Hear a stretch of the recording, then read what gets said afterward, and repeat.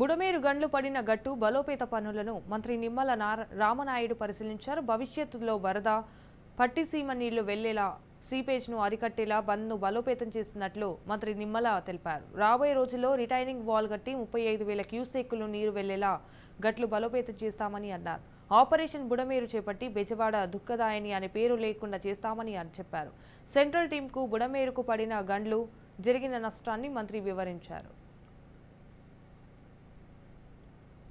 ప్రాతిపదికన వాతావరణం సహకరించకపోయినా ఇంకొక పక్క బుడమేరు వరద ప్రవాహం రోజు రోజుకి పెరిగినటువంటి రోజుల్లో కూడా ఆ ఫ్లోలోనే ఆ రోజు కష్టంతో మరి వారం రోజులు నిరంతరం రాత్రి పగలు కూడా పనిచేసి అటు ఏజెన్సీ కానీ ఇటు అధికారులు కానీ చేసి సక్సెస్ఫుల్గా, ఎందుకంటే మిలిటరీ వాళ్ళు సైతం మరి ఇటువంటి గండ్లను పోడ్చడం సాధ్యం కాదు, అది మీ వల్లే సాధ్యమైందని వాళ్ళు కూడా గవర్నమెంట్ ఆఫ్ ఆంధ్రప్రదేశ్ని అభినందించి వెళ్ళినటువంటి స్థితిలో దాన్ని పూర్తి చేసుకోవడం జరిగింది.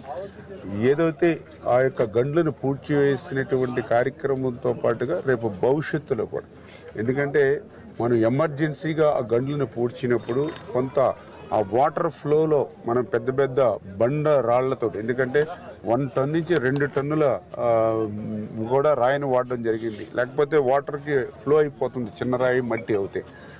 అందుచేత ఎక్కడెక్కడ కొంచెం సీపేజీలు ఉంటే దానికి కూడా మళ్ళీ ఏదైతే మెగా అదేవిధంగా మరి ఎన్సీసీ వాళ్ళ సహకారంతో కూడా కొంత షీట్స్ టెక్నాలజీని పెట్టి కొంత కంట్రోల్ చేయడం జరిగింది.